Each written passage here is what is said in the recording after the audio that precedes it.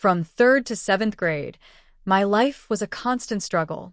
I was bullied mercilessly by several classmates and even older kids. The harassment ranged from insults to cruel jokes and exclusion, and no matter what I did, it seemed impossible to escape. Andy was one of the worst. He didn't just pick on me occasionally, he made it his mission to humiliate and torment me at every opportunity. It all started when I tried to join the boys in my class who were playing Pokémon trading cards.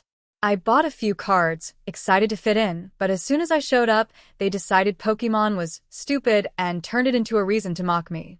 From that day on, Andy and his friend Trip found new ways to ridicule me, whether it was my love for books, my awkward sense of fashion, or my body as I went through puberty.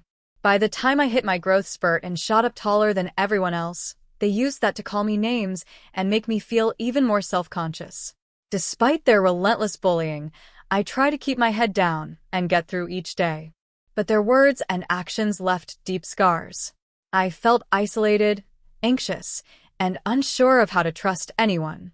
By 8th grade, I was just counting down the days until graduation, hoping high school would bring a fresh start. After graduation, I finally felt a sense of relief, until I received a Facebook message from Andy. It was worse than anything he'd said to my face. A long, vulgar rant filled with insults. He used it as a final opportunity to tear me down, ending with, "Since we'll never see each other again, I can finally tell you what I really think." It was a gut punch, reopening old wounds just as I thought I was moving on. But Andy had overlooked one key detail about my life. My parents owned a wood chipper that his father frequently rented for his tree-cutting business. And in the middle of that summer, when I saw his dad walking into our shop to speak with my uncle, I realized I had a chance to show Andy's father exactly what kind of person his son really was.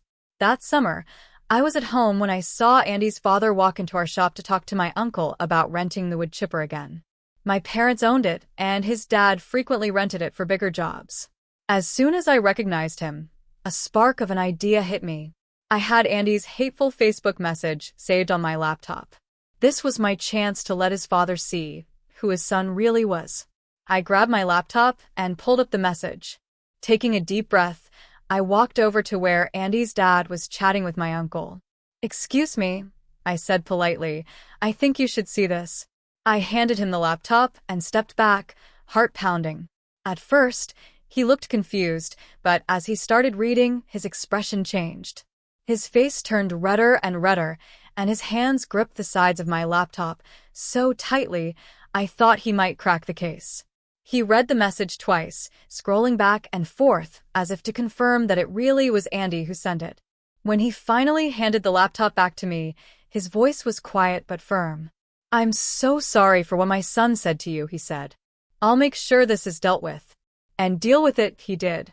2 months later, I heard about the fallout from Grant, Andy's older brother, who was friends with my sister. The punishment Andy received was nothing short of legendary. His parents grounded him for the entire summer, fall, and winter break. They canceled all his trips, including a beach vacation with their church youth group and his summer camp plans.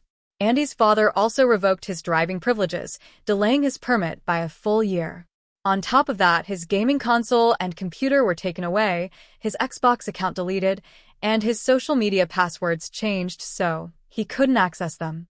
Instead of spending time with friends or playing games, Andy had to work for his dad's tree-cutting business, doing grueling physical labor all summer and during winter break.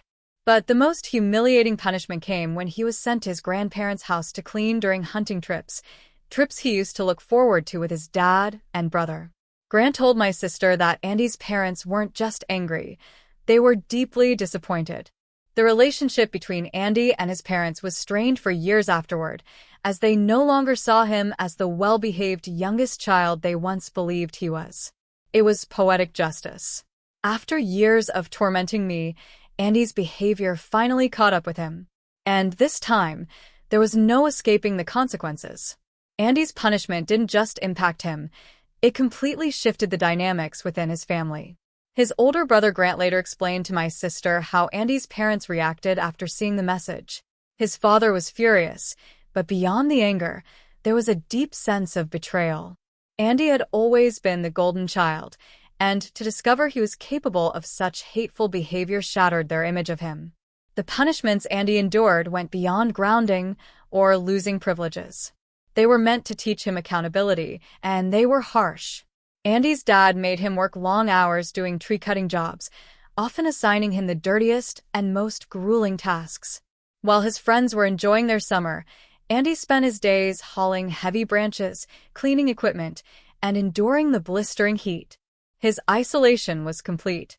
With no social media, no video games, and no trips to look forward to, Andy was stuck in a world of monotony and labor.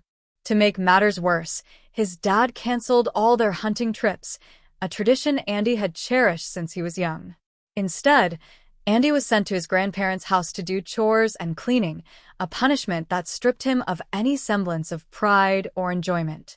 By the time school resumed in the fall, Andy's absence from social events had become a running joke among his peers. His reputation as the cocky, untouchable bully was in ruins. People whispered about how he'd been grounded for the entire summer and how his parents had put the hammer down. Andy's relationship with his father, once strong and supportive, had turned icy. His dad barely spoke to him except to give him work assignments, and the bond they'd shared was irreparably damaged. Grant confided in my sister that even their mom, who had always been softer on Andy, was deeply disappointed. The message he'd sent me exposed a side of her son she couldn't ignore. Andy wasn't just a typical kid who made mistakes. He was someone capable of cruelty, and it devastated her. For the first time in his life, Andy had to face the reality that his actions had consequences, and his parents' trust in him wasn't unconditional. For me, hearing about Andy's punishment was satisfying but also surreal. I hadn't set out to ruin his life or his relationship with his parents. I just wanted someone to see the truth. Yet, in exposing Andy's behavior, I'd unintentionally held up a mirror to his family, forcing them to confront the person he really was. The effects of his actions lingered for years. Andy remained on a tight leash, his privileges slowly restored only after proving himself. Even then, his family never treated him the same way again. In the years that followed, the ripple effects of Andy's punishment stayed with him. His once untouchable reputation as the golden child was gone, replaced with tension and mistrust between him and his parents. While his family dynamic wasn't completely destroyed, it was clear things would never be the same. For me, the entire experience brought closure. Andy's bullying had caused me years of pain and self-doubt, but standing up for myself, by showing his dad that message, felt like reclaiming some of the power I'd lost during those years. The satisfaction didn't come from ruining Andy's life. It came from knowing his actions finally had consequences. I carried the lessons of those tough years with me. High school became a time for healing and growth. I learned to value real friendships and became more comfortable in my own skin. The people who had tormented me before even apologized, admitting their actions were cruel and unnecessary. By my senior year, I was known as one of the friendliest people in the class. As for Andy, I haven't spoken to him since. Out of curiosity, I once looked him up on social media. While he seems to have moved on, there's a visible awkwardness in his relationship with his family. It's clear the fallout from that summer still casts a shadow over him. In the end, I didn't just survive my bullying years, I grew stronger because of them. Andy's message, meant to tear me down, became the very thing that gave me the chance to stand up for myself and finally get justice. If you've been bullied or mistreated, remember that it's never wrong to stand up for yourself. Sometimes, holding someone accountable for their actions can lead to unexpected justice and healing. If you enjoy stories about overcoming challenges and reclaiming your power, subscribe to my YouTube channel.